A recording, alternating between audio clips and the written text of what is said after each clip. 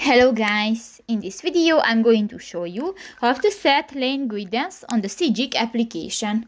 But first of all, I just want to mention, please don't forget to subscribe to our channel, because at 100,000 subscribers we are going to show you our YouTube revenue statistics and growth strategy, how to make money online. So let's jump into it. First of all, open the application on your device. New, click to the three lines at the upper right corner of the screen and go to the settings icon.